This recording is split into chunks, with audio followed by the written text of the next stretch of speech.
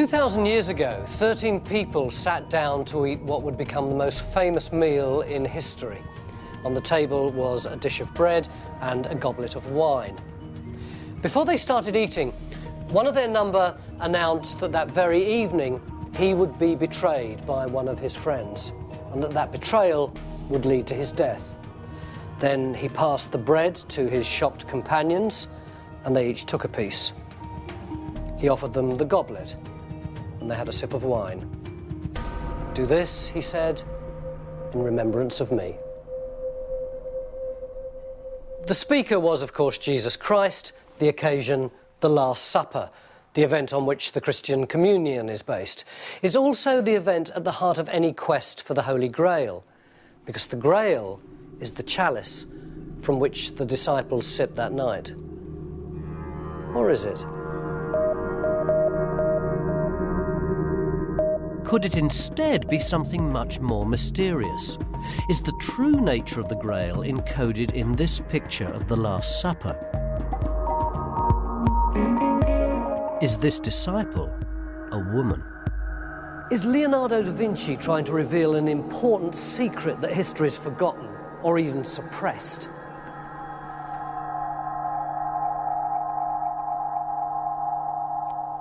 The answer to all these questions is yes, according to this book, which has taken the world by storm. It's a thriller called The Da Vinci Code, and it's a modern-day quest for the Holy Grail. Its author, Dan Brown, is in no doubt at all that the Grail exists. But for him, it's not a cup, it's a secret. A 2,000-year-old secret. In fact, the most important secret in the history of the Western world.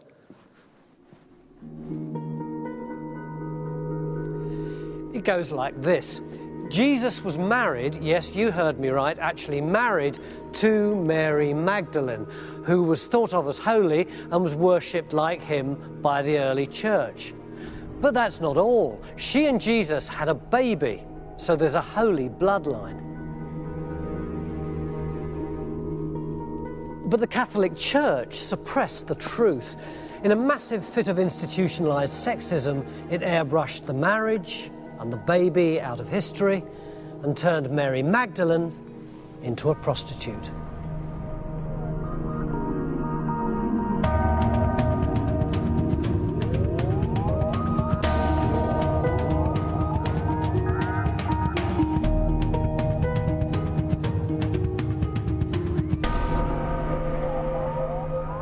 If the Da Vinci Code's right, the repercussions are huge. It means the Christian church is founded on a lie, and it means the descendants of Christ are walking the earth today. But is it right? It's very hard to tell, because while the Da Vinci Code's clearly a novel, a work of fiction, this is what its author says about it. All of the art, architecture, secret rituals, secret societies, all of that is historical fact. Let's just hear that again. All of the art, architecture, secret rituals, secret societies, all of that is historical fact. I'm going on a Grail quest of my own to untangle the confusion and answer some of the key questions in the book.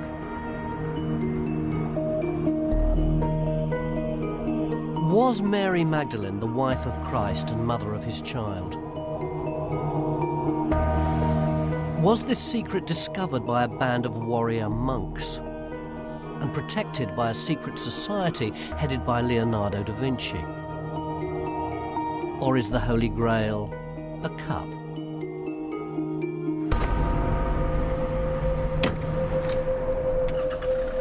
It's going to be one hell of a journey.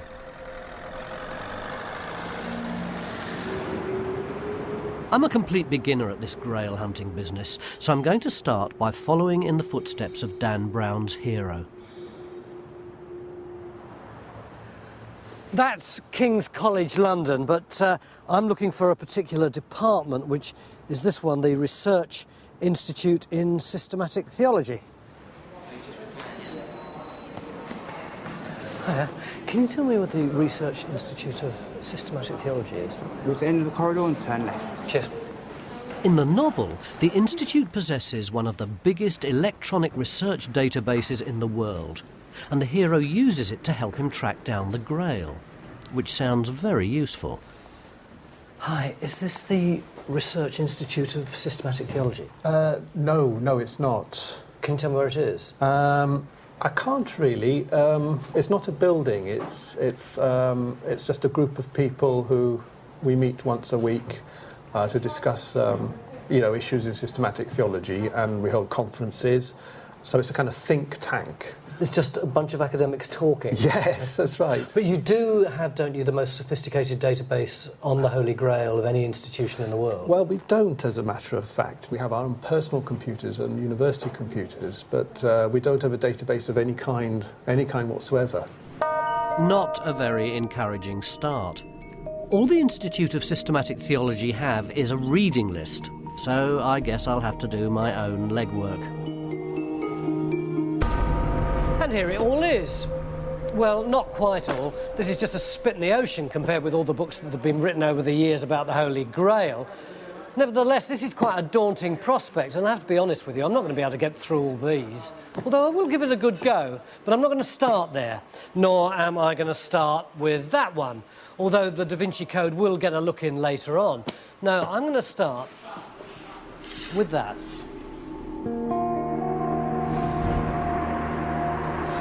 For nearly 1,000 years before the Da Vinci Code, most people thought the Holy Grail, if it existed at all, was a cup.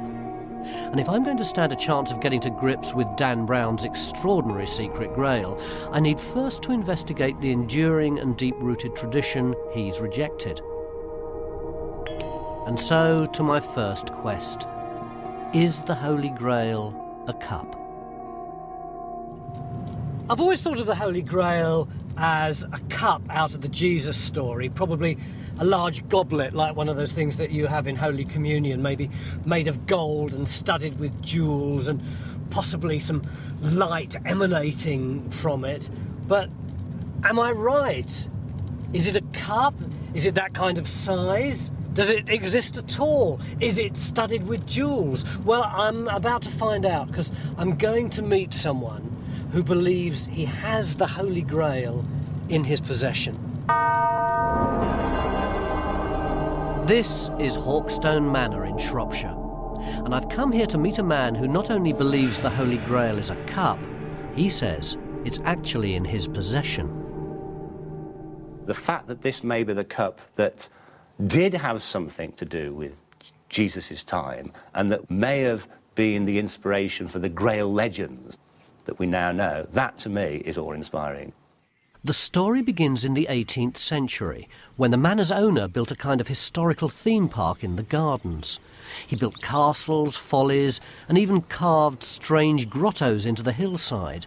Then a neighbour, an antiquarian called Thomas Wright, filled the place with symbols and statues from the past. It was very popular, but no one thought for a minute it was the resting place of the Holy Grail. Then, in 1920, something very strange happened. Workmen had been instructed to shift 4 statues which were in a grotto in this cave, and they were very cumbersome and heavy, and one of them got dropped, and it shattered, revealing a small stone cup which had apparently been hidden inside it. But it was a pretty ordinary-looking thing, and no one thought much about it, and it just disappeared into the house along with a load of other bric-a-brac. Until 10 years ago, a researcher came across it and identified it as the Holy Grail. That researcher was Graham Phillips. He was working on a book about King Arthur, and as he trawled through the archives, he found a document which suggested Wright had hidden the Holy Grail in the park. Phillips then decoded clues left by Wright, which led him to what he now calls the Hawkstone Grail. And this is the Holy Grail? Well, it looks like an egg cup or an old mustard pot, but when it was taken to the British Museum, they immediately identified it as a 1st century Roman scent jar. It's a bit small, isn't it?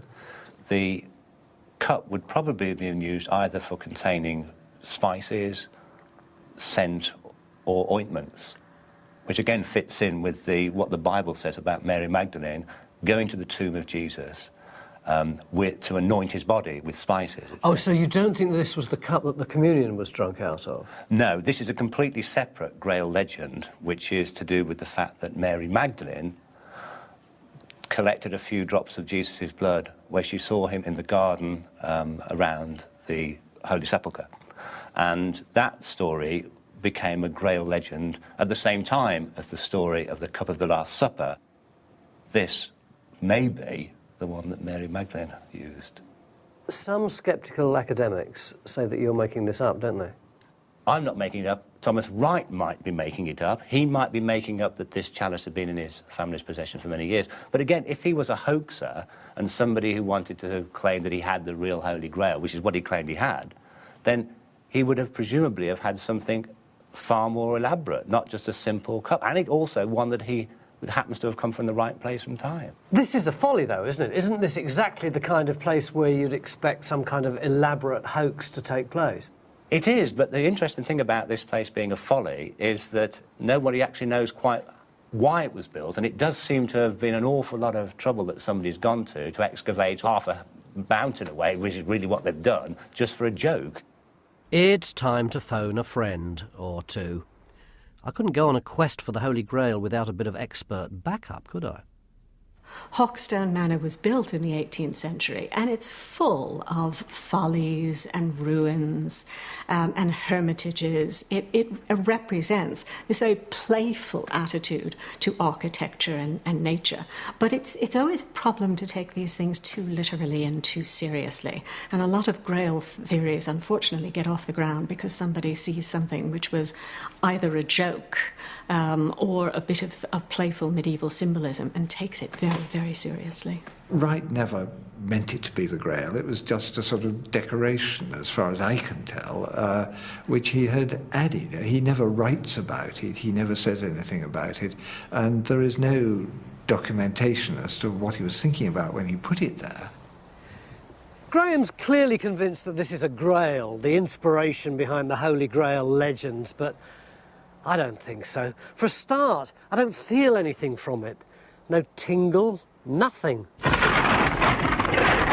Apart from that. Maybe I'm just not worthy of the Grail. Although looking at it, I think quite frankly it's the other way round. I mean, is this the cup that launched 1,000 quests? I don't think so. No, we can do better than this, can't we?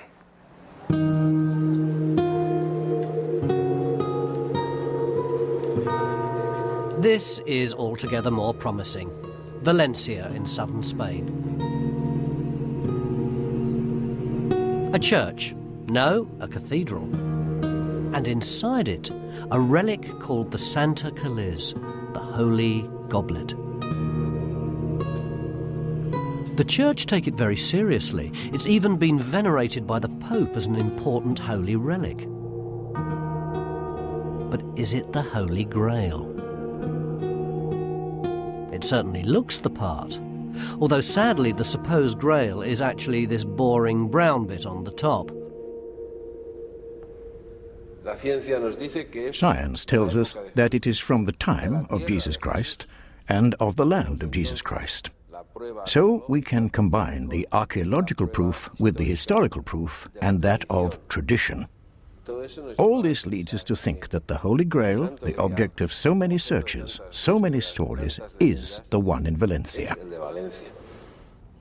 But there's a problem. Science can't date the bowl, it's stone, and most experts say its design is 3rd century, 200 years after Christ. It's really the mount that makes it look special, and that's probably what led to it being adopted as a Christian relic. Unfortunately, the mount is an 11th century Arabian creation. The first time the Valencia Grail appears as the cup of the Last Supper is really post-medieval.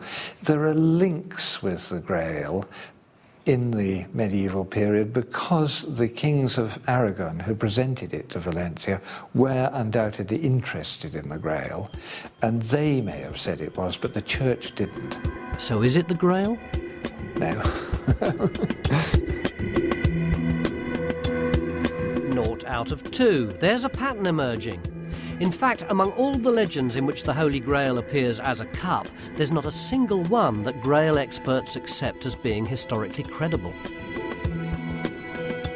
And the reason for that is not that no one's managed to find it yet, it's that the Grail never existed in the first place. Someone invented it 1,000 years after the Last Supper.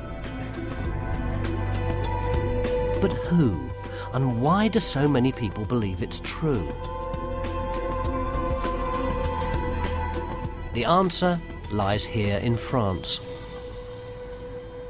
This is the forest of Brocéliande in Brittany, and in the late 11th century, the French writer Chrétien de Troyes used this amazing scenery as the backdrop to one of the first novels ever written.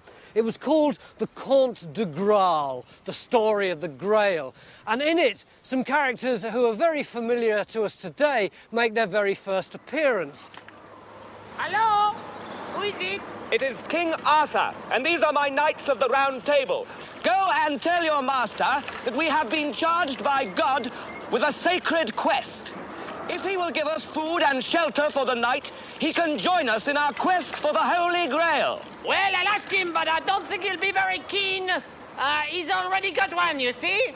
In Chrétien's original story, the characters are just as colourful as the Python Knights, and they too are hunting for the Holy Grail. And this is what happens. Percival, one of the Knights of the Round Table, finds himself in a mysterious castle where he witnesses an extraordinary procession. A man carries a lance dripping with blood, and a beautiful maiden carries a golden platter encrusted with jewels, the Holy Grail. This is its first appearance in any form of writing anywhere in the world. There is no reference to the Grail before Chrétien de Troyes. When Percival wakes up the next morning, every trace of the procession has gone. So he sets off on a quest with King Arthur to discover the secrets of the Holy Grail. And then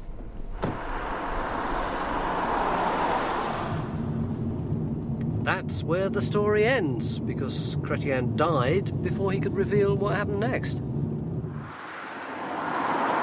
And so began a fascination with the Grail that was to last for centuries, because Chrétien's death had robbed not just his knights, but his readers too of an explanation of his mysterious Grail. And so a question mark is left in the mind of the audience in the 12th century. What was this thing? What was this item? Later writers in the next 50 years become fascinated by this question, and this so-called Grail becomes one of the key central features of Romance stories, Romance histories in the late 12th and early 13th century. There was an enormous string of continuations of the original Romance. Other people picked it up and said, this is a good idea, I want to write my own version of it. And within 30 or 40 years, there was something like 5 major versions of the Grail story, an extraordinary explosion given this pace of sort of medieval life and the development of literature.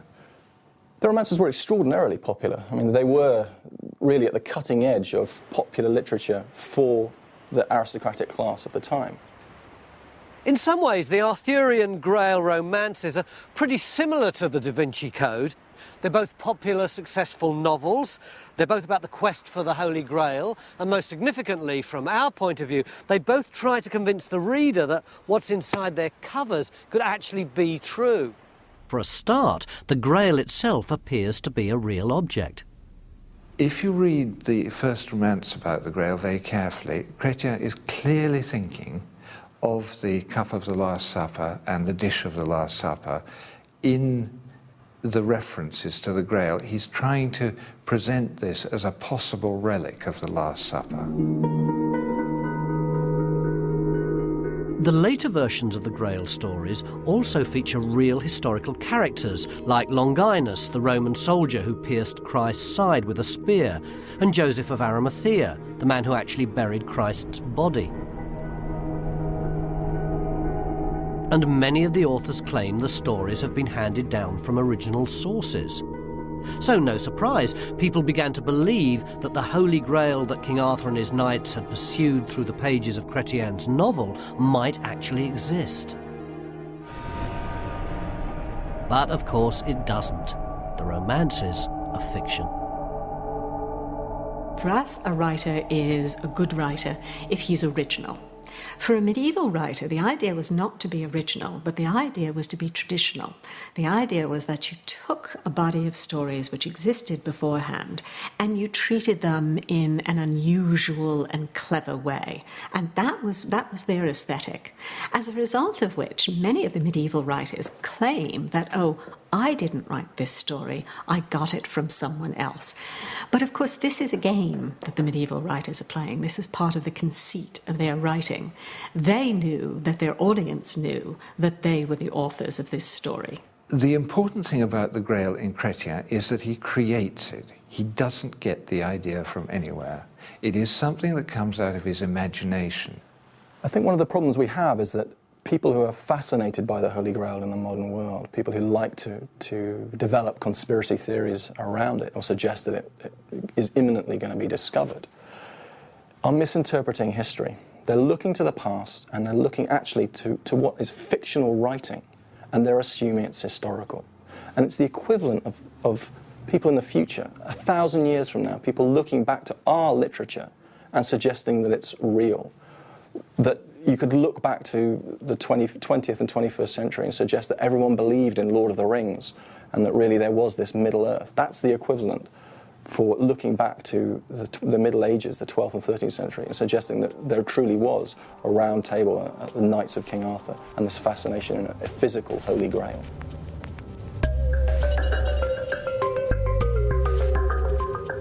So the Grail is a cup after all. Unfortunately, only in a medieval novel. It's not real. At least that's what everybody thought until the mid-1980s. And then something rather extraordinary happened. In 1982, a very unusual book called The Holy Blood and the Holy Grail was published. It was marketed as history, but was written like a thriller and sold like a thriller. And it changed everything. Why? Because it overturned the 800-year-old theory that the Grail was a cup containing the blood of Jesus Christ, and instead came up with something much more radical, that the Grail was the secret bloodline of Jesus Christ, that he'd married Mary Magdalene, they'd had a child, and the church had kept the truth suppressed for 2,000 years. And if that sounds familiar, well, it should, because it's the theory that underpins the Da Vinci Code. Not surprisingly, the new theory introduced a raft of new characters. Mary Magdalene, an order of Christian soldiers called the Knights Templar, a mysterious organisation called the Priory of Sion, and the next stop on my quest, a bunch of French heretics called the Cathars. Were they the guardians of the Holy Grail? They were, according to the new theory, which claims they hid it in this fortress.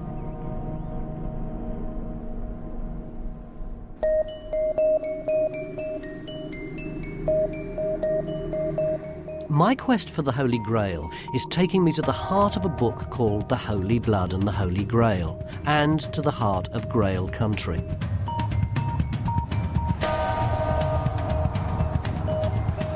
Here, in an area between the Spanish border and Marseille, the book's authors discovered a remarkable series of historical coincidences which appeared to lead them to the Grail.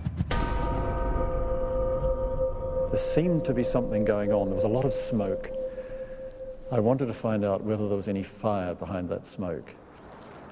A lot of the smoke appeared to surround a real heretical sect called the Cathars, who were active in southern France in the early Middle Ages, and who, according to local tradition, had hidden the Holy Grail in the mountains of Languedoc. Well, this looks like it, doesn't it? I'm told that through here there's actually some cave paintings on the wall of the cave. Oh, this looks like something, doesn't it?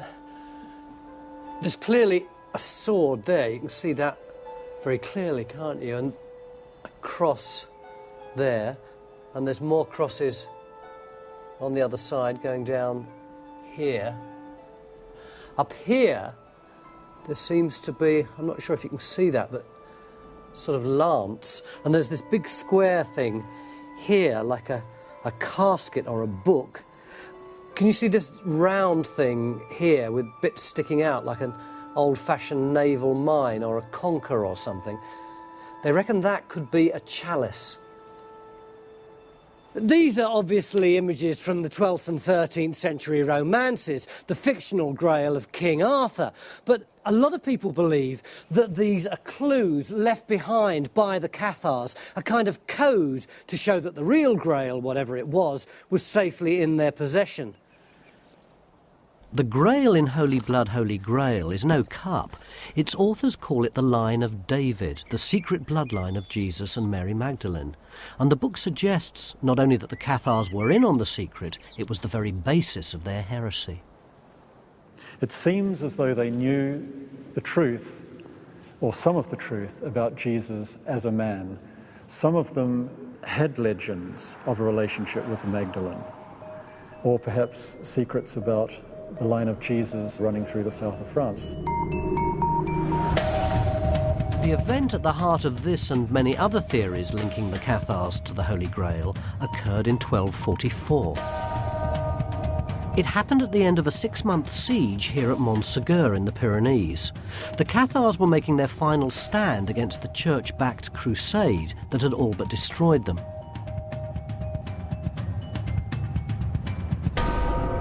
By March 1244, both sides knew that the game was up. The attackers gave the defenders a final ultimatum. Either surrender the castle and recant your heresy, in which case you'll get away with a light penance, or if you don't, we'll storm the castle and kill you. The Cathars stayed put for 14 days.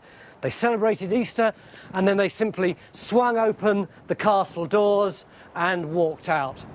Soldiers and sympathisers were released with a penance, and all the Cathar priests, or perfects, were burned at the stake. Well, perhaps not quite all. The historical records tell us that the night before the ultimatum expired, four perfecti sneaked out of the castle, down the hill, through the enemy lines, and got away to safety.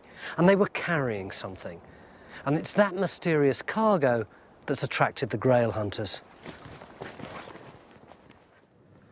Now, this can't have been any kind of treasure to do with gold and jewels, because we know that the physical treasure, the gold and jewels, was taken out several months earlier.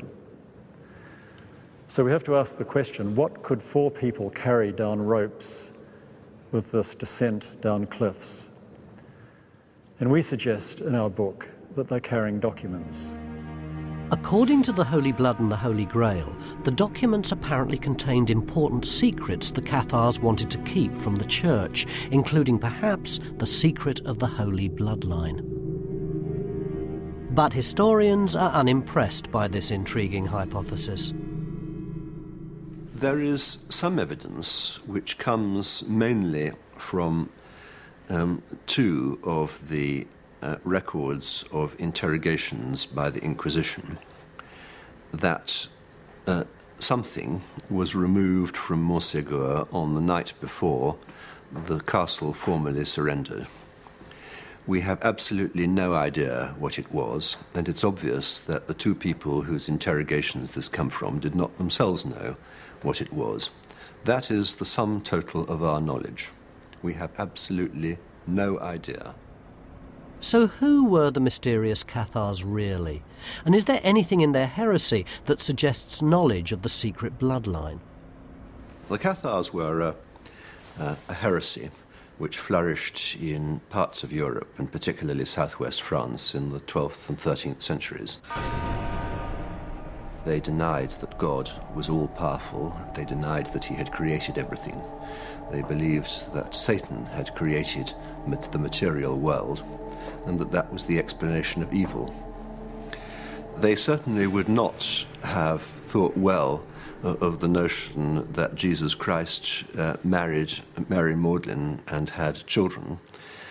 They believed that marriage and procreation were evils, and even if they might occasionally be unavoidable evils, it was the duty of the perfects to avoid them. There is no evidence that the Cathars were the guardian of any secret. They were not particularly secretive about their own beliefs. There is no reason to suppose that they had some secret in their control about Christianity generally. There is no reason to suppose that they were the custodians of any physical object, whether the Grail or something different. There isn't any evidence, is there, that the Cathars were in possession of any kind of secret?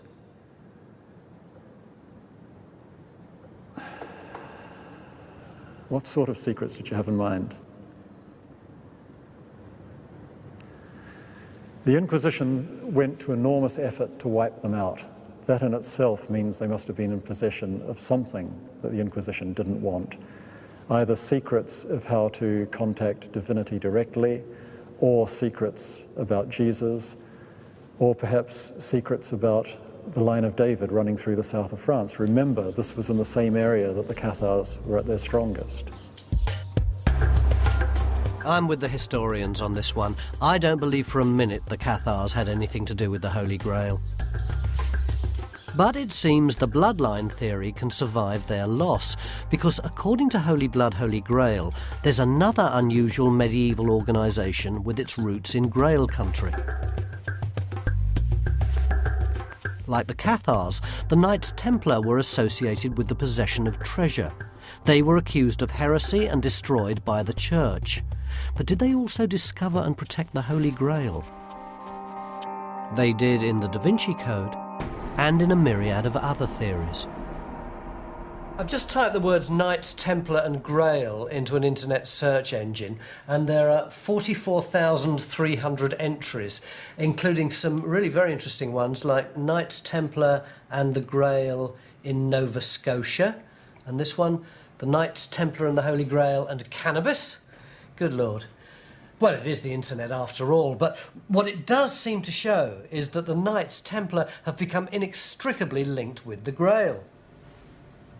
The first thing to say about the Knights Templar is that they did actually exist.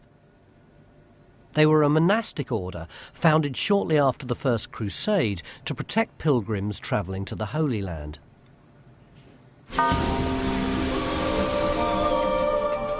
They were based in Jerusalem.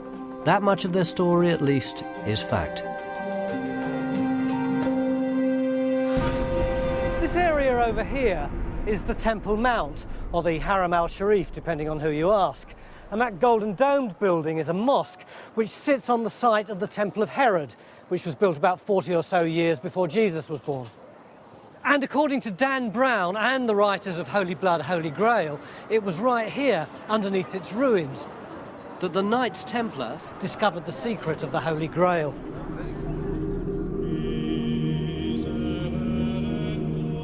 According to both Holy Blood, Holy Grail and the Da Vinci Code, one of their tasks in Jerusalem was to recover the secrets of the Grail, a stash of documents buried shortly after the crucifixion, proving that Jesus and Mary Magdalene had had a child.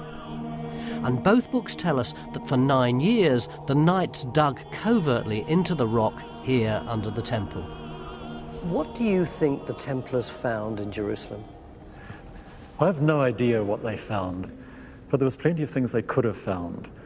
The Copper Scroll, for example, which was one of the Dead Sea Scrolls, gave a list of various repositories around the temple and around the countryside of documents, of jewels, of gold, of temple dishes. They could have found any of those things. They could have found documents. Whatever it was something pretty special, because its discovery, the books say, made the Templars fantastically wealthy and powerful. They accumulated vast estates across Europe and enjoyed patronage at the courts of kings. And that's not all. I'm convinced there was heresy within the Templar order. There's too much sloshing around the Inquisition reports to deny it. And a pattern emerges of quite a different approach to Christianity. For nearly 200 years, so the theory goes, the heretical Templars managed to keep themselves and their secrets safe. And then, in 1307, in a bid to get hold of the secret for himself, Philip IV of France attacked them. It was a perfectly executed coup. Philip gave secret orders to his officials throughout France, and on the 13th of October 1307, they pounced. Every Templar in the whole of France was arrested and interrogated. Many were tortured. In 1311, the Pope dissolved the order, and one of the most powerful organisations in the whole of medieval Europe simply ceased to exist.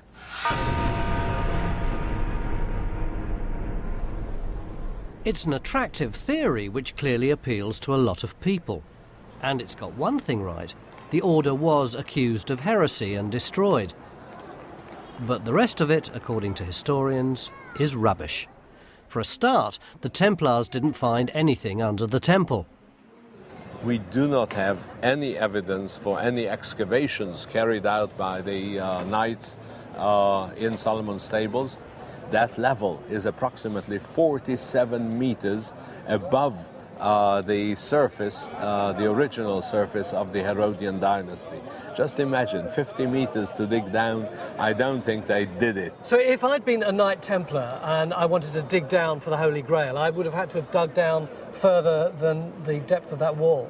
Much deeper, just 2.5 times the height of this wall. It's unbelievable. And in thousands of contemporary documents, there's not a shred of evidence to connect them to the Grail, or indeed secrets of any kind. So step forward the real Knights Templar. The Templars, the Knights of Christ in the Temple of Solomon in Jerusalem, to give them their full title, were a group of warriors who founded a military religious institution in Jerusalem in about 1120. They are fighting men in chainmail. They came out to Jerusalem on pilgrimage and they wanted to do something practical for God. And as far as they were concerned, the most practical thing they could do was to use their swords fighting to defend other Christians. There's no mystery about the money either. They get donations from pilgrims who come out to the east. Clearly people who are very wealthy could give them great donations, so they're given vast sums of thousands of pounds by rich people that came out on crusade and whom the Templars had helped. Much better than just giving money to your local monastery. The monastery would pray for you. The Templars would pray for you too, but they would also do something useful. In fact, their wealth and their geographical spread enabled them to set up a really handy service for travelling nobles.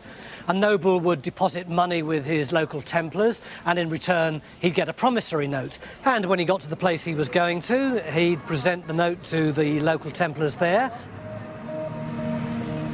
and withdraw the cash. The Knights Templar invented international banking. Unusual may be, but not sinister. And certainly not heretical. The Templar heresies, so-called, were not inspired by their knowledge of the bloodline of Christ, because only the Templars that were tortured confessed to denying Christ. And then as soon as they stopped being tortured, many of them went back on their confessions and said, I only confessed to that because I was tortured.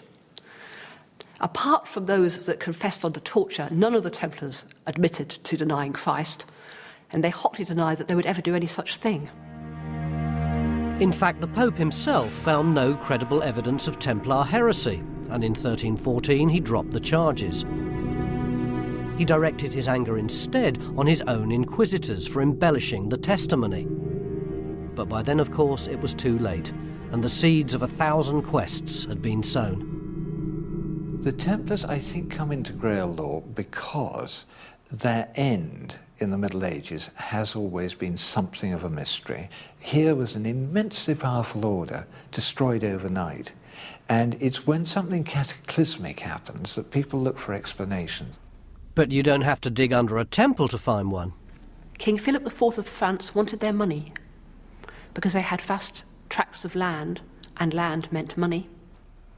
My view is that the Templars came down because they were too wealthy and they had no longer got an obvious purpose in life, and there was somebody who had a better use for their money. That sounds pretty convincing to me, but conspiracy theories are harder to destroy than a mere band of warrior monks, so in spite of the evidence against it, the tradition of the Templar Grail lives on. not least in the Da Vinci Code, which claims the Templars actually hid the Grail in this splendid Gothic church in Scotland. And some people believe it's still there. I'm halfway through my quest for the Holy Grail, and so far I've not had much luck. My hunt for a real cup ended in the pages of a medieval French novel. And neither the Cathars nor the Templars seem likely guardians of the secret Da Vinci Code Grail. So where now? Well, no Grail quest could miss a visit to Roslin Chapel. According to the book and myriad other Grail theories, something to do with the secret Grail, perhaps even the Grail itself, was hidden somewhere in this splendid Scottish church. If they're right, then I'm just about as close to the Holy Grail as I'm ever going to get. Maybe as little as 10 or 15 feet away, because they say that it's buried down there somewhere. Feels like it could be.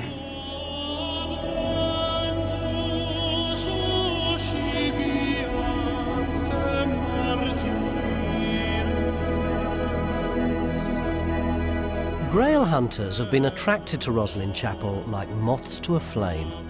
And it's mainly down to these extraordinary symbols, which many claim are a secret code encapsulating information about the Holy Grail.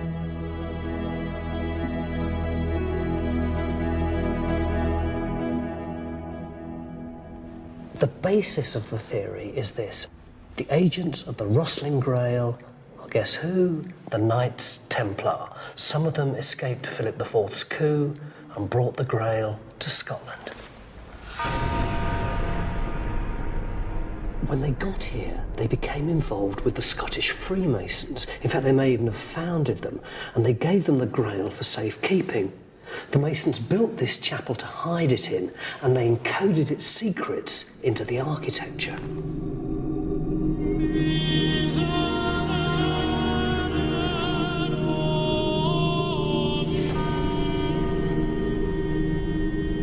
Who built this place? William Sinclair built it. Built it in 1440, it was started, 1440 AD. It probably took about 50 years to build. So why is it that this place is so popular with Grail hunters? Well, mainly because of the fact that the place connects strongly with, of course, the word Grail. These big engrailed crosses up here. What crosses? They're called engrailed crosses. They have like little cups all the way up, if you follow the meaning, or spikes, whichever way you like to look at it. So in that case, there's probably about 4,000 little grails carved. Yes, but that is the coat of arms of the Sinclair family. So William Sinclair has his coat of arms, his engrailed cross, all over the place. Roslin has found itself the focus of a variety of different Grail theories. Some have claimed that Grail secrets lie underneath this pillar, the Prentice Pillar, encased in a lead casket. Others are convinced that the Grail was actually Christ's head that the Templars buried here. And in the Da Vinci Code, the Grail was temporarily hidden at Roslin after the Templars were disbanded. But some people, including a relative of the church's founder, believe it's still here. My name is Sinclair. It's a family place, which has become probably the most mysterious chapel in the whole of Northern Europe. Sinclair was convinced that his ancestor, the Earl of Sinclair, was in on the Grail secret, and he'd hidden the Grail in the chapel, which he designed to echo the floor plan of the temple where the Templars had supposedly found it. Without doubt, Roslin Chapel was built as a chapel of the Grail. But at this point, Sinclair had no proof. Then, in the late 1990s, in a Masonic lodge in the Orkneys, he made an astonishing discovery. The Kirkwall Scroll. It is quite extraordinary. It is 18 foot long. 6 foot wide, and the biggest medieval scroll, I think, in Europe. In the middle of the Kirkpaul scroll, you have the ground plan of the Temple of Solomon, which contains in 2 vaults the Holy of Holies and the Ark of the Covenant. It is exactly the ground plan of Roslin Chapel. And if you superimpose one on the other, you will find that they exactly coincide, where we know there are these vaults under Roslin Chapel. This was incredible. Sinclair had the scroll carbon dated. It was 15th century, precisely when Roslin was built. The Grail was almost in his grasp.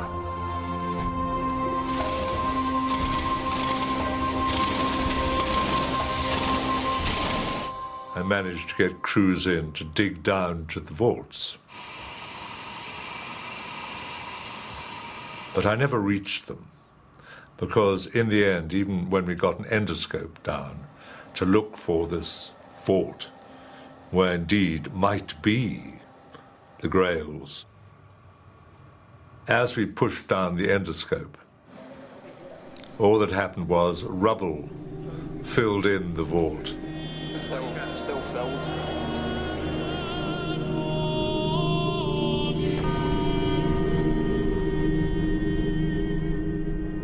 And I thought in the end, perhaps these secrets and these Grails should always be hidden. Well, maybe he couldn't find it, but I might have a go. I know a bunch of really highly qualified archaeologists who'd love to do some work here. Can we dig? No. That's the short answer.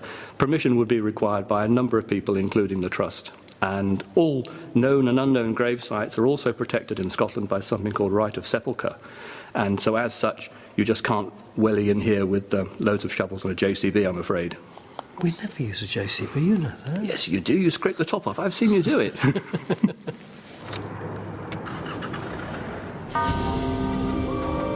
So it looks like I'm not going to find it either. But even if I could get permission to dig, what's the likelihood of there being anything there to find?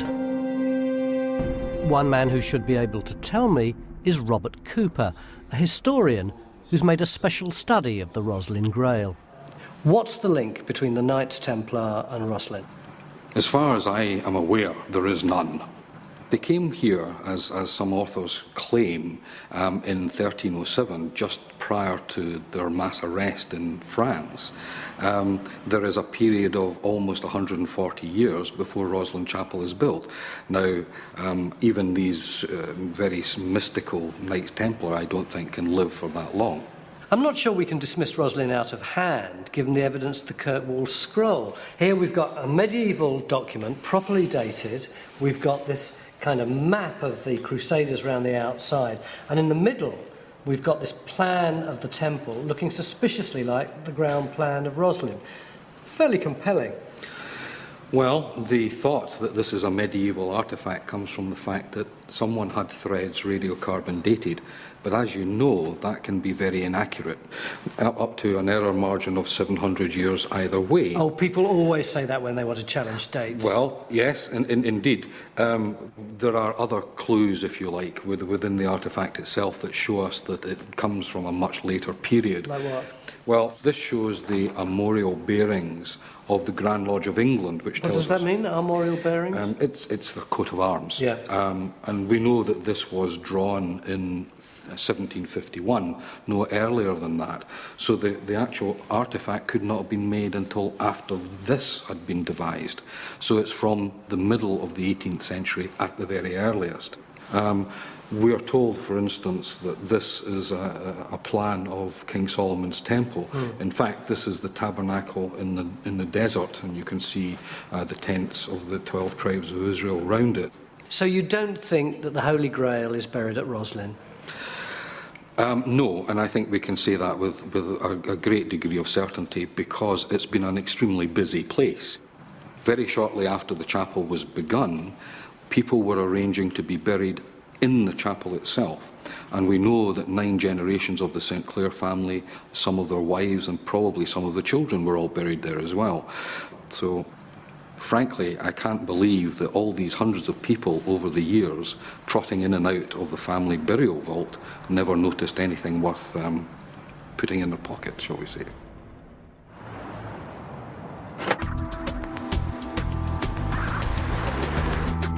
So no Templar connection, no coded symbols and no Grail.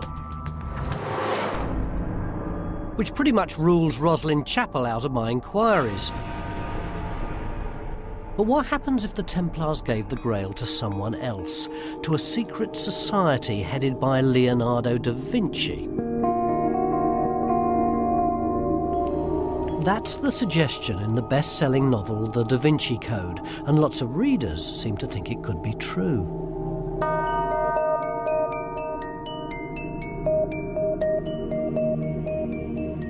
In the Da Vinci Code, Dan Brown tells the story of a modern-day quest for the Holy Grail. The Grail itself is the secret bloodline of Jesus Christ, who married Mary Magdalene and fathered her child.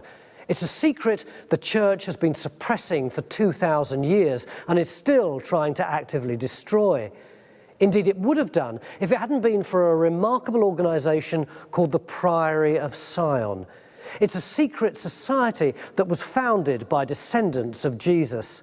They're dedicated to preserving the Grail, which they possess to this very day.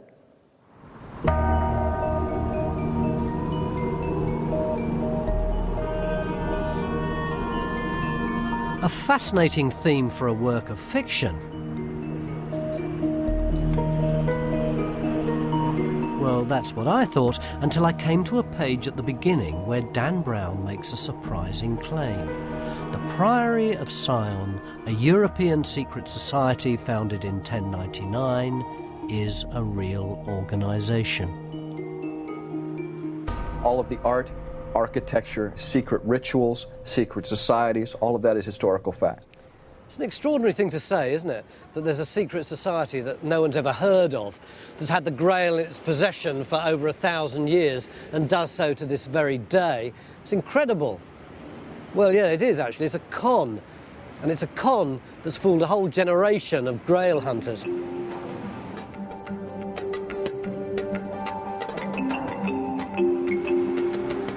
The origins of this con stretch back to 1890, to a priest in a remote French village who became mysteriously wealthy. The local legend was that he'd found treasure. The village was Rennes-le-Château in southwest France. Yep, you guessed it, right in the heart of Grail country. Fast forward to 1967. The little local mystery gets the first of 2 major embellishments. This time, the author is French journalist Gérard de Sède. He claimed the priest had found not treasure, but an extraordinary mystery.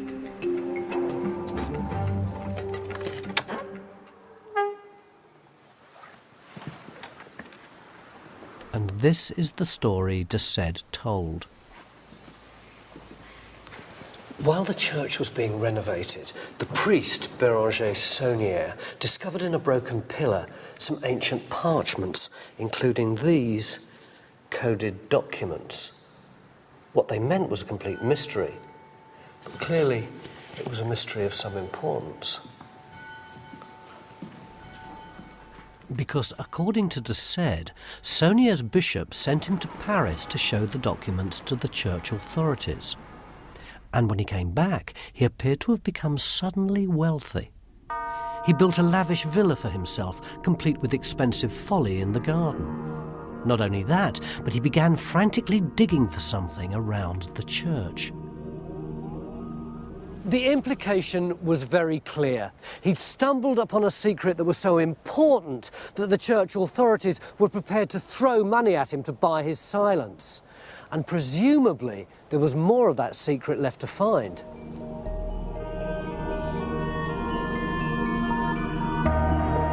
De Sède had launched the hoax. Enter its first victim, writer and broadcaster Henry Lincoln, co-author of Holy Blood, Holy Grail. He'd read de Sède's book about the Wren mystery and was intrigued. Lincoln set about researching the story himself and was soon drawn into the mysterious world of the Priory of Sion. He contacted Gerard de Sède, and together they managed to decipher the two parchments. The first was cryptic. This treasure belongs to King Dagobert II and to Sion, and he is there dead.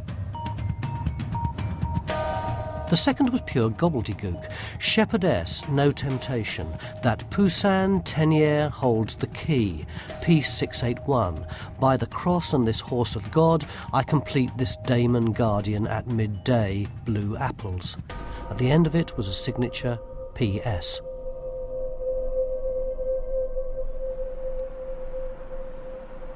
What did it all mean? Deciphering the code was one thing, understanding it was another. Lincoln was at a loss until he came here, to the Bibliothèque Nationale in Paris. But Lincoln didn't just turn up here on the off chance of finding something. According to co-researcher Michael Bagent, he'd been directed. The first set of documents had been given to Henry or made available to Henry through a group called the Priory of Sion. And the Priory of Sion also tipped us off about other documents in the National Library of Paris, which we then went to see what they were. And this is what he eventually found, the so-called dossiers secrets, the secret dossiers. Actually, these are just copies because we can't look at the originals because they're virtually falling to pieces. They've been handled so much, although that's only been in recent years. When Lincoln found them, they were in pretty good nick, and they were a most bizarre and extraordinary collection of papers. There's a whole host of genealogies to do with the Merovingian kings of France. And this fascinating thing, which is a list of the Grand Masters of the Priory of Sion. And you can see the Grand Masters include Leonardo da Vinci there, Robert Boyle, Isaac Newton, Victor Hugo, Debussy. Why would this group give us documents? What did they want? We were suspicious because we assumed, and I think correctly, that they were trying to manipulate us. They were trying to lead us in a particular direction. So every document we got from this group, we had to check and test. And it took us years of checking and testing. But at the end of it all, everything we could check proved accurate.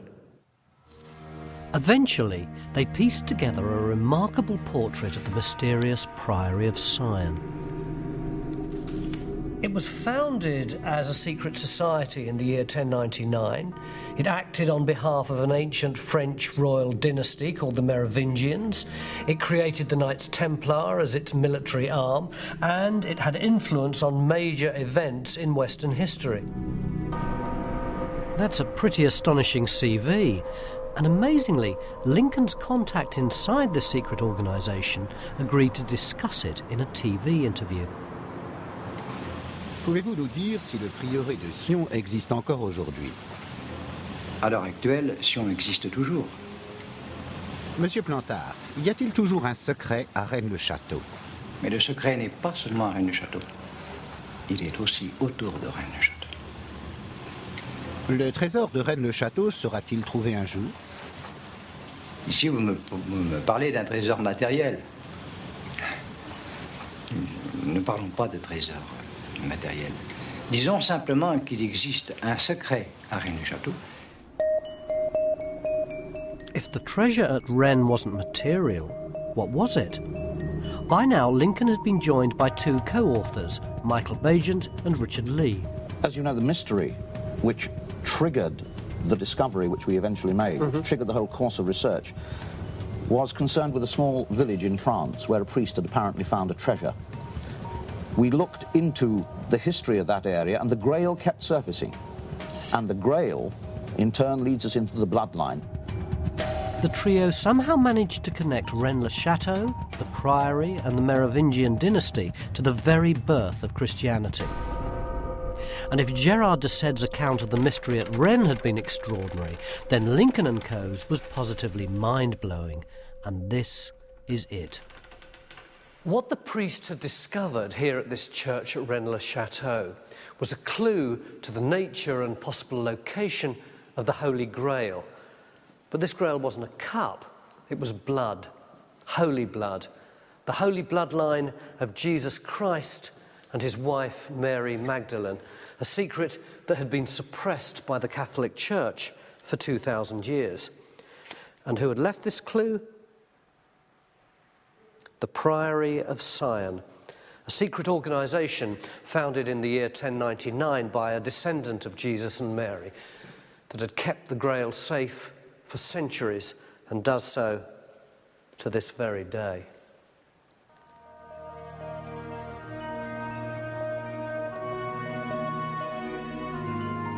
In 1982, Lincoln and his co-authors published these findings in the book Holy Blood, Holy Grail, and the Priory of Sion was introduced to a worldwide audience.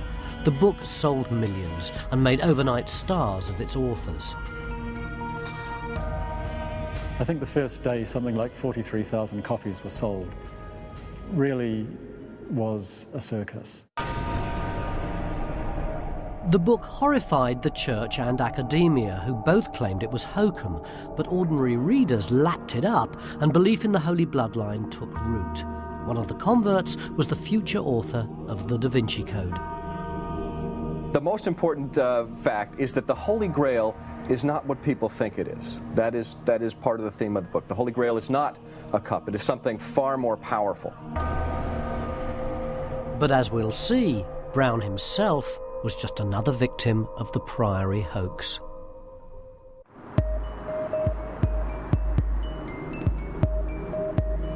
My quest for the Holy Grail has led me to Paris on the trail of a fantastic hoax. I'm investigating the mysterious Priory of Sion, a shady organisation at the heart of the Da Vinci Code that has supposedly guarded the Grail for 1,000 years. Yeah, and I'm a Dutchman.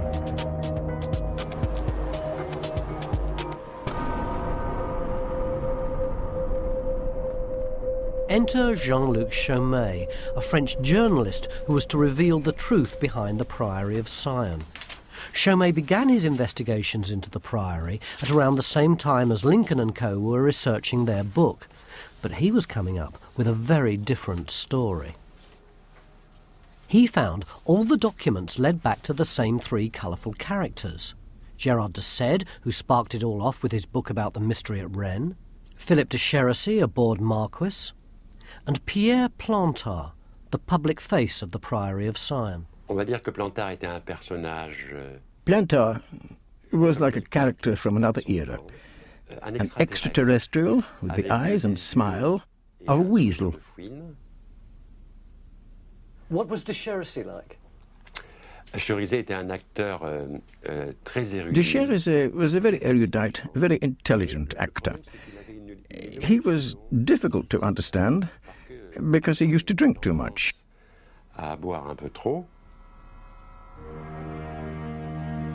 Like Lincoln, Bagent and Lee, Chaumet spent years researching the Priory of Sion.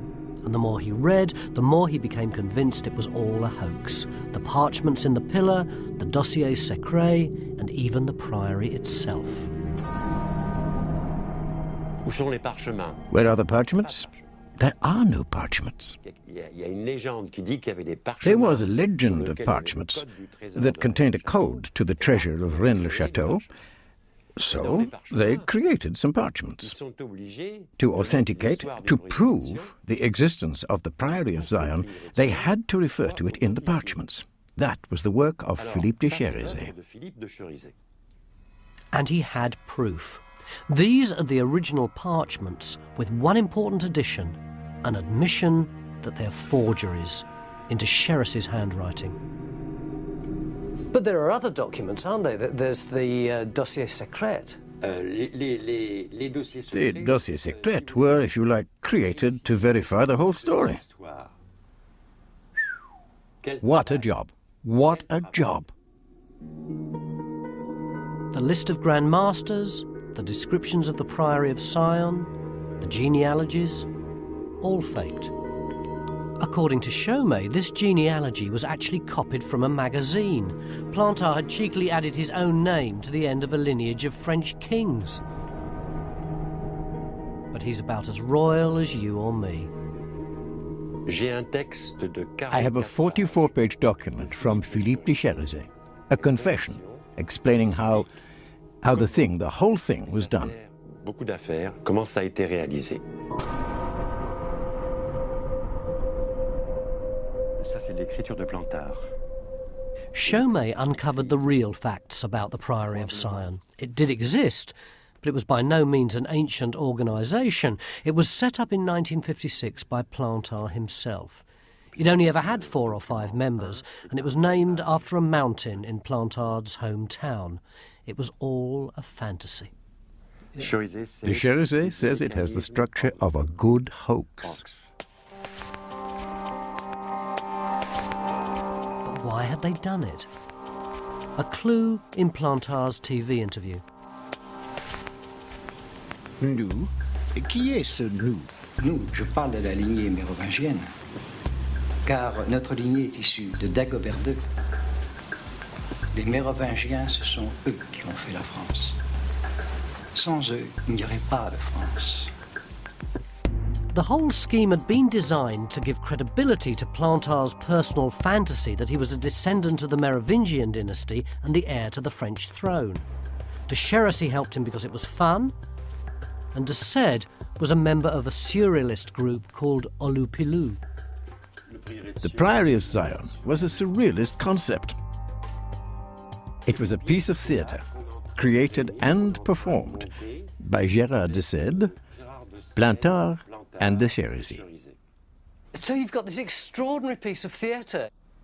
They're all working together to create this imaginary history. Oui, c'est ça. And more of a joke than a con, until Holy Blood, Holy Grail was published, when the whole thing got out of hand. The book's logic implied that Plantard, as a Merovingian, wasn't just a king in waiting, but a descendant of Christ. He panicked and denounced it. Mais tout de même, il faut avouer qu'il y a une partie de roman, particulièrement pour tout ce qui concerne ma lignée depuis Jésus. Car comment voulez-vous qu'on puisse prouver 400 ans, pendant 400 ans, une lignée depuis Jésus jusqu'aux Mérovingiens? Je ne suis jamais présenté comme un descendant de Jésus. After that, Plantard and de Chérisey ran for cover. And Gérard de Sède wrote a second book exposing the hoax he'd helped to launch. When your father died, did he believe that there was an organisation called the Priory of Sion? Oh no, I mean, I think he has said several times that this organisation was a figment of Plantard's imagination, basically. It is absolute piffle. I always knew there was never going to be some clear-cut historical link between Jesus and the Holy Grail in the 21st century. There were bound to be twists and turns and dead ends. But it never crossed my mind that the whole notion of a secret Grail would have been something constructed in my own lifetime. And not only that, but constructed by people who are inspired by a particular kind of French philosophy that I've always found really attractive. In other words, surrealism. But of course, surrealism isn't just Salvador Dali and René Magritte. It's The Goon Show and John Cleese and Terry Jones. So I've got it now.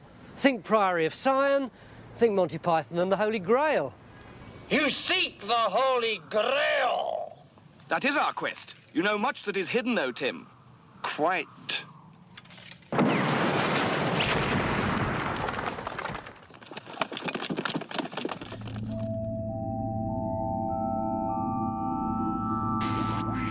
Only one question remains about the Priory of Sion hoax, the one that kicked it all off in the first place. Where did priest Saunier get his money? And the answer isn't buried deep in some archive. It's in Saunier's own journals on display in the museum at Rennes. He got rich through selling religious favours to wealthy nobles, a kind of you give me 100 quid and I'll make sure God blesses you scam. And here is perfect proof from his accounts. Thousands of masses that he sold in a village of only a couple of hundred people. A scandal, certainly, but not really a very mysterious one. Chaumet's exposé emerged before Holy Blood, Holy Grail went to print. In fact, Chaumet claims he warned Lincoln and his friends the whole thing was a hoax over a year before they finished writing their book. Chaumet says that he told the three of you very early on that the whole thing was a hoax. Is that right? I don't recall it, but then Chaumet was never necessarily very close to the inner groups of the Priory. So his idea that the documents are fakes and the dossiers are fakes, you wouldn't accept? No. But presumably you could engage a bit with some of his allegations, which were, for instance, that the whole Priory is a surrealist fantasy that was created by 2 or 3 people and you inadvertently seized on it. He's wrong.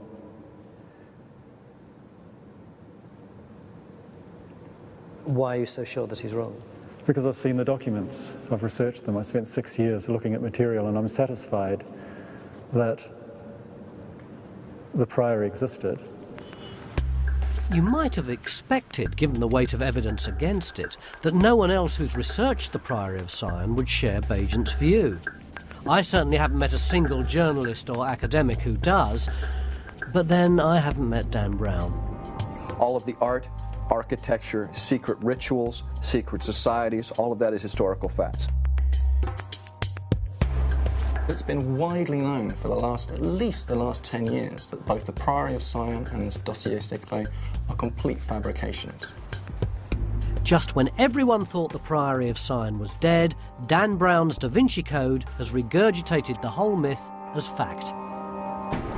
Travel agents are cashing in, offering Da Vinci Code tours round the book's landmarks in Paris. Problem is, some of the tourists can't tell fact from fiction.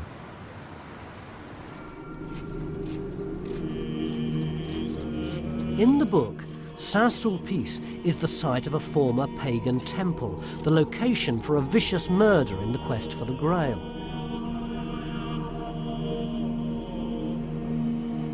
One of the details that the albino Opus Dei gentleman murders this nun using a candlestick he takes on the altar.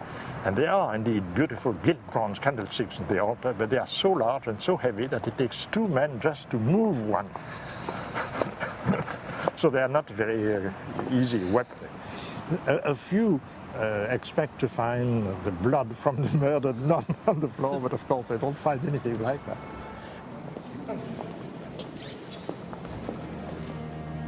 It's also here that people look for the broken flagstone under which the monk hopes to find clues to lead him to the Grail.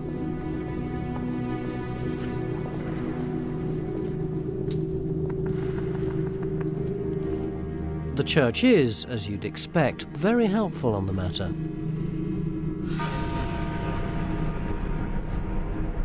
Contrary to fanciful allegations in a recent best-selling novel, this is not a vestige of a pagan temple. No such temple ever existed in this place. It was never called a rose line. Please also note that the letters P and S in the small round windows refer to Peter and Sulpice, the patron saints of the church, not an imaginary Priory of Sion.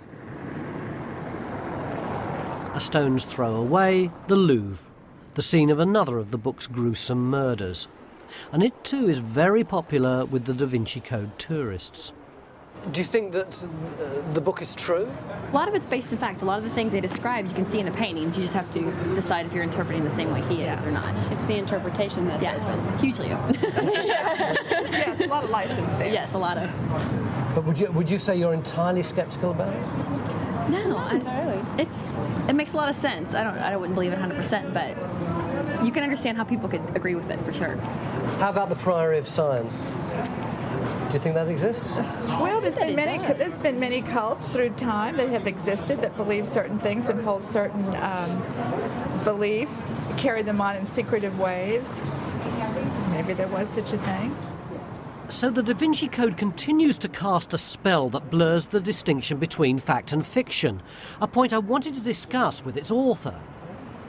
We asked Dan Brown to take part in this film, but his agent said he's refusing all interviews because he's busy researching his next book. So where does all this leave my quest for Dan Brown's Holy Grail? Apparently in tatters.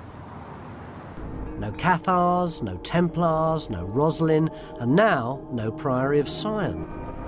But perhaps there's something in the secret itself. My final quest. Was Mary Magdalene the carrier of the holy bloodline?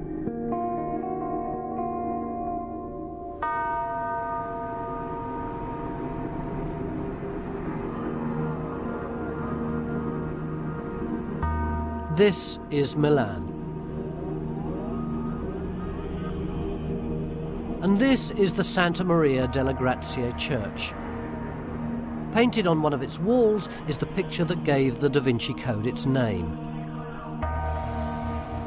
The book uses the picture as an illustration of its central theme, that Mary Magdalene was the chief disciple, that she was married to Christ and was bearer of his holy bloodline.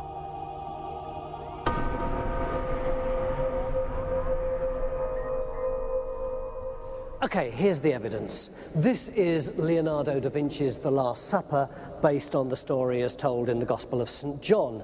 Jesus has just told the disciples that one of them's going to betray him, and they're all shocked and horrified, and now he's about to break bread with them for the very last time.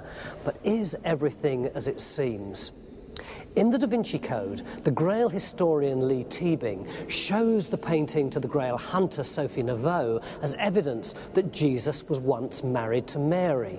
He says to her, "Look at all the people round the table. What do you see?" And she says, "I see 13 men."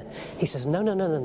Look again, and this time look in particular at the one in the place of honor to Jesus' right. And she says, "It's a woman."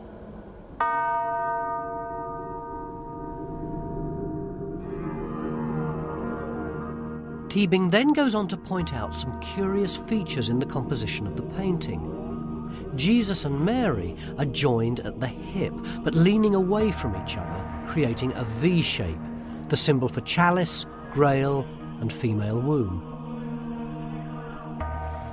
That V is, in turn, part of an obvious letter M for Magdalene or Matrimonia.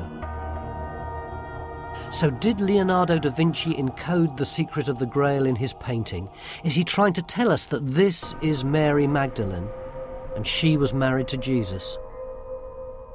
Charles, when I first heard this allegation that St. John is actually a woman, I thought, oh yeah, that's one of those things that a few dotty people say, and when I see the painting I'll see that it isn't really true. But it isn't until you get here that you see the profound difference between that figure and all the others. And this wasn't just me, our whole crew felt this. Steve, our sound man, the first time he saw it, he said, "This is a painting about her, not Jesus." And our director was saying it almost looks as though it was painted by a different person. I mean, it's quite extraordinary, isn't it?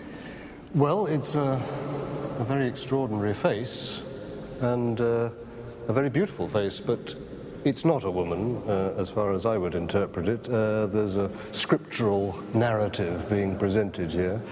The figure is that of St. John, who was the disciple whom Jesus loved, as it says in the Bible, and in some skeptical and scurrilous circles, this was interpreted as a homosexual relationship.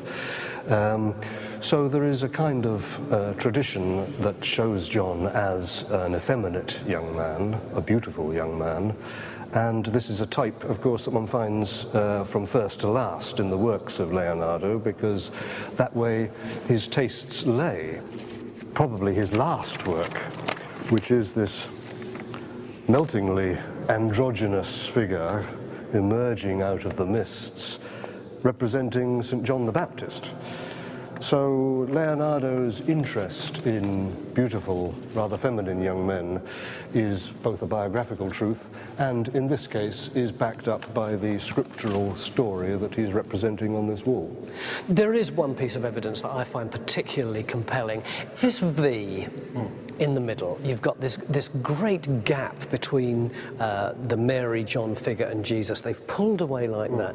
Now, it seems a very odd thing for the painter to have done, because it's not as though the painter's revealing anything of interest behind. All we've got is a solid column in the middle of a window.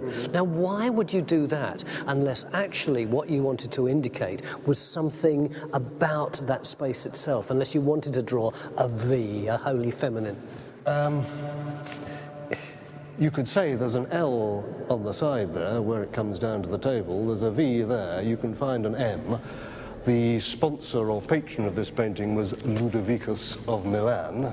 Perhaps LVM stands for that. In other words, you can find alphabet soup in paintings wherever you want, just by tracing shapes. Is it infeasible then that Leonardo da Vinci would have used codes in this painting? It seems to me a misreading of the kind of man he was. He described himself once in rather memorable phrase as a disciple of experience, by which he meant observation, experiment, real things tested and observed before they're held to be true. He wasn't one who was a great believer, he was a questioner. And so I would say, to look at this painting and try to rummage around in it for cultish, hidden meanings of that sort is the misreading of Leonardo himself. I'm actually completely split down the middle now. I can see that Charles's logical, rationalist approach to this painting is very sensible, but when I look at that figure, I don't see an effeminate man, I see a woman.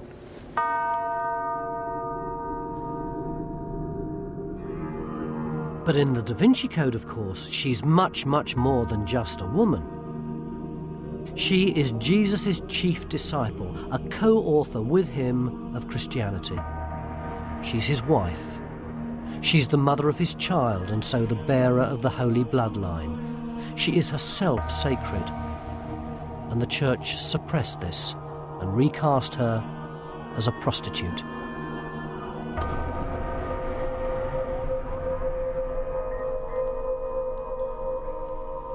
This is a devastating proposition that's engaged and enraged readers all over the world, particularly women. It suggests that the whole Christian church is founded on a lie. It makes a laughing stock of the debate about the ordination of women priests. And most dizzying, it suggests that somewhere in the streets today are direct descendants of Jesus Christ. And what's more, at least some of it's true.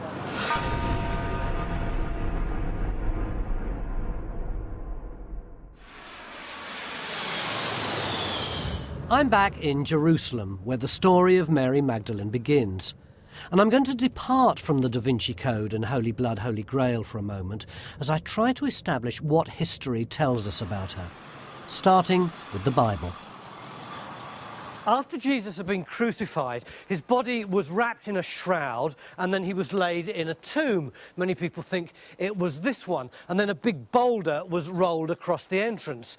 Then on the third day after the crucifixion, Mary Magdalene, who'd been present at his death, came into the garden, and she was astonished to find that the big stone had been rolled away from the entrance to the tomb, and inside it Jesus had disappeared, and in his place there was an angel who told her that Christ had risen again and she should go out and spread the news. And as she ran into the garden, she saw Jesus himself. In other words, she was the very first person to see Jesus after his resurrection.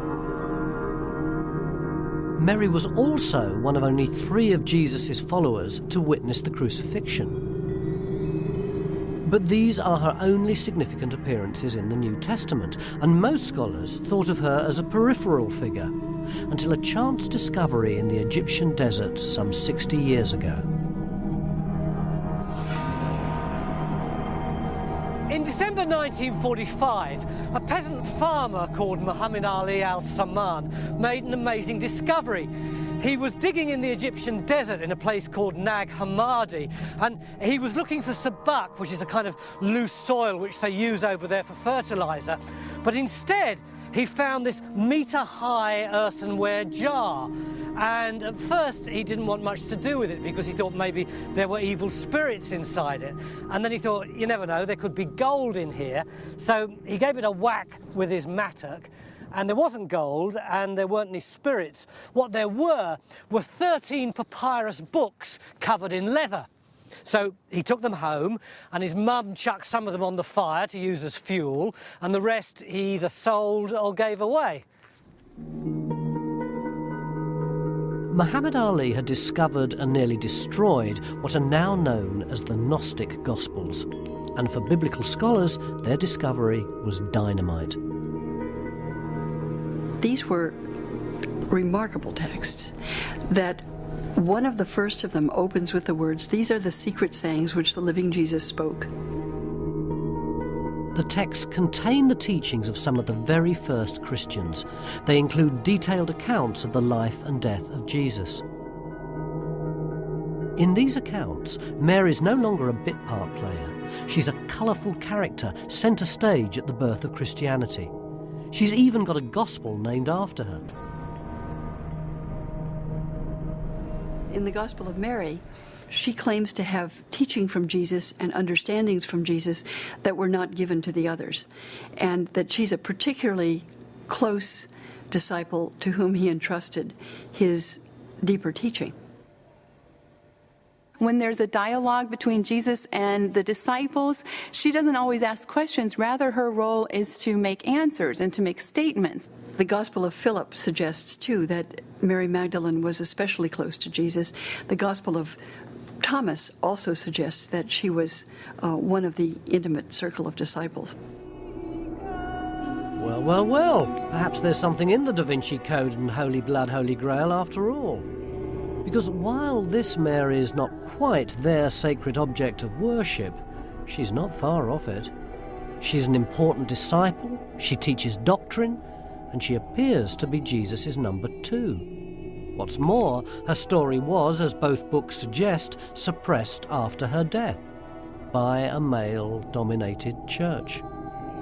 I think it's clear that the suppression of traditions, including Mary Magdalene as a disciple, has a great deal to do with the bishops who declared that women should have no part in leadership in the churches. We also know from the fathers of the church, from the famous church father Tertullian, who tells us in a tirade against women, these heretical women, how audacious they are. They baptize, they teach.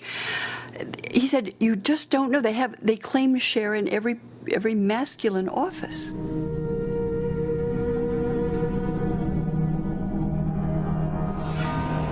The Archbishop of Alexandria sent a letter at Easter time out to the monks of Egypt, telling them that they should get rid of the illegitimate secret books that they liked and kept in the monasteries, and that they could keep 27 of those books.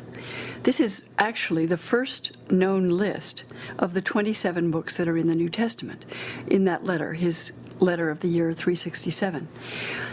It seems that some monk at the monastery, or several, took many books out of the monastery, sealed them into an ancient jar to preserve them, and hid them out on the cliff where they were discovered by Muhammad Ali some 1,600 years later. The church had buried the Gnostic Gospels, and Mary with them, in the dust of Nag Hammadi. The final indignity came a few hundred years later, when Pope Gregory the Great falsely denounced her as a prostitute, a slander that was to last more than 1,000 years.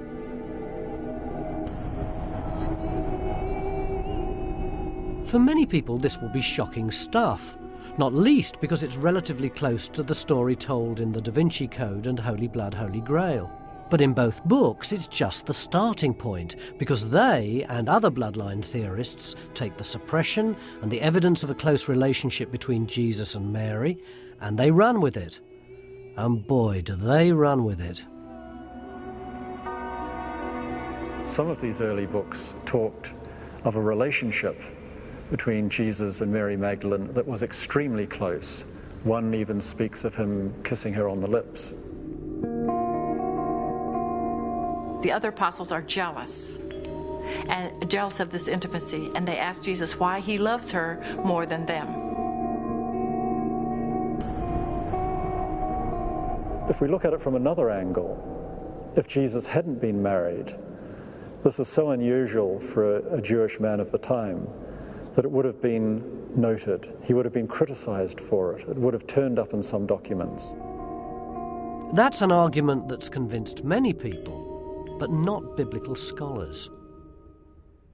The Gospel of Philip says that Jesus used to kiss her often on the, and there, intriguingly enough, the manuscript breaks off. People have frequently reinserted, he used to kiss her often on the mouth, but that's a scholarly interpolation of what might have been there. We don't know where Jesus kissed her. It might have been on the cheek, the forehead, the nose.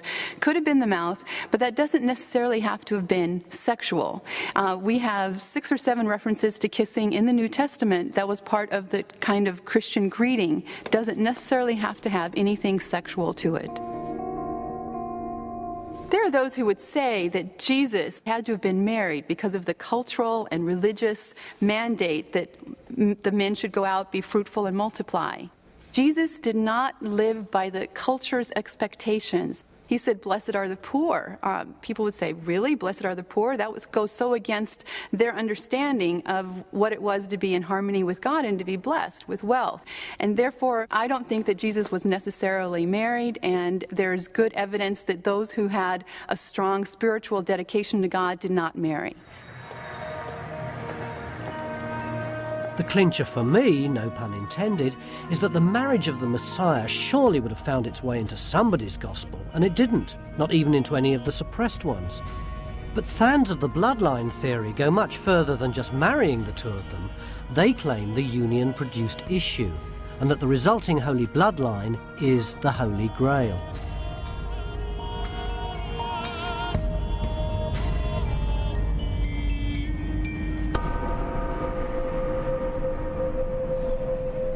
We call it the Holy Grail, but the French say Saint Graal, and in medieval times that was written like this: Saint Graal.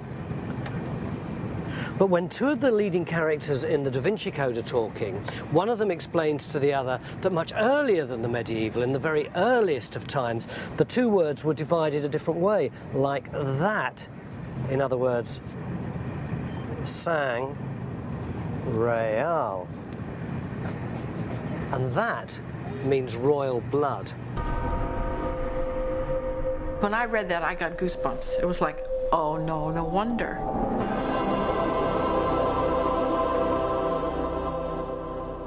Margaret Starbird is author of another book on which the Da Vinci Code draws. In The Woman with the Alabaster Jar, she makes the vital link between Mary Magdalene and the Holy Bloodline. She supplies the child.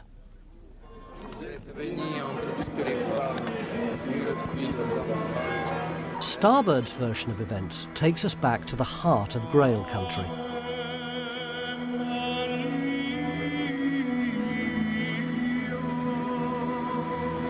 To an annual festival in the French coastal town of Saint-Marie-de-la-Mer. The locals are celebrating a popular and enduring legend. It concerns the arrival on their beach 2,000 years ago of a boatload of refugees from the Holy Land. The legend is that Mary Magdalene and her brother and sister and friends showed up in this little boat with no oars, and they brought with them the Holy Grail, the blood royal. Well, you don't carry the blood royal around in a jar. It's actually a child that carries the blood royal.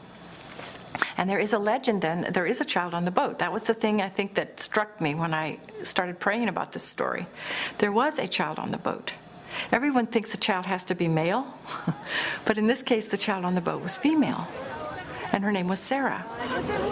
Sarah means princess in Hebrew, and the legend calls her Sarah. So if there's a little girl on the boat and her name is Sarah, which is Hebrew for princess, well, who do you think she is? You know, I just drew that, I just made a deduction. It was a deductive leap. And it's a deductive leap with breathtaking implications. Because if it's true, there could be people walking the earth today, perhaps even you and me, who are descended through Sarah from Christ.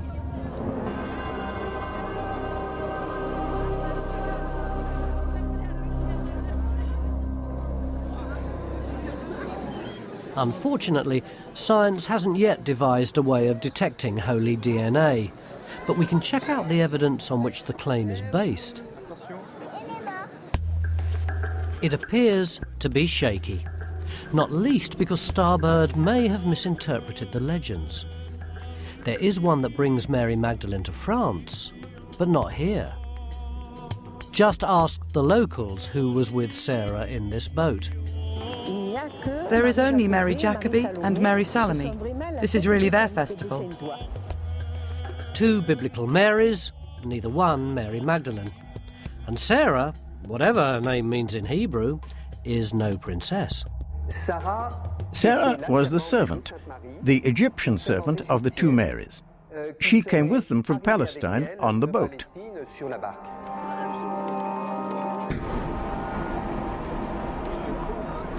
There's no evidence that Mary Magdalene came to France. What happens is you get a lot of legends. They start about the 4th or 5th century, and the whole of this becomes crystallized in the 13th century in a book called The Golden Legend. But it is strictly a legendary tradition. It wasn't regarded as true even in the Middle Ages. An object lesson in the pitfalls of legends. But the ancient division of San Graal into Sang Real, Holy Grail into Holy Blood, seems like a much more solid proposition. Of all the arguments that Dan Brown marshals in support of his claim that the Grail is the Holy Bloodline, this has got to be the most compelling. It's neat, it's logical, it feels authentic, it makes sense.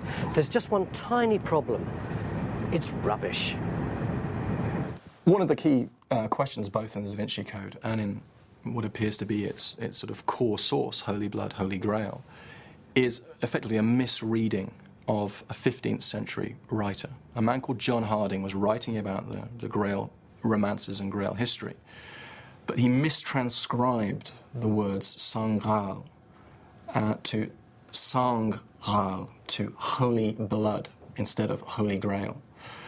Now, Bagent and the writers of the Holy Blood, Holy Grail took this error as a core, suddenly a core revelation that this was the reality of the Holy Grail, that in fact it was about Holy Blood. I mean, effectively, they're playing upon one man's error and playing it into suddenly a key revelation in history. The bloodline is unravelling in my hands. Surely the author of the book that first suggested Jesus and Mary Magdalene had a child can help. He must have something, some shred of evidence that holds his theory together. Do we have any evidence that there was a child? There's none whatsoever. It's purely hypothesis on our part, but I think it's a plausible hypothesis. If the Holy Grail is the bloodline of David, and if Jesus and Mary Magdalene had been married and she was pregnant with his child, yes, she would have carried the Grail to France. And I think this is the way we need to look at this material. Is it true? I don't know. Is it plausible? Yes. So the inspiration for the Da Vinci Code and a whole canon of secret Grail hunts is no more than a big guess.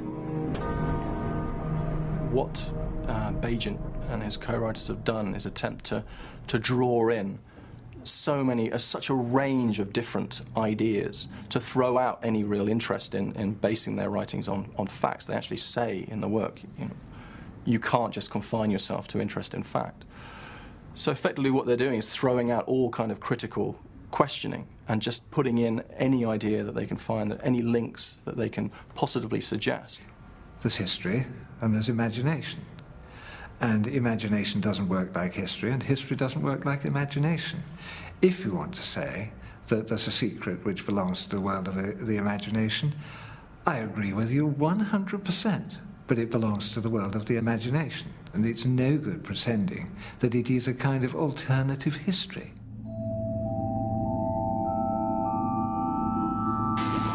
So after 10,000 miles on the road and a bucket full of Grail theories, I'm back where I started.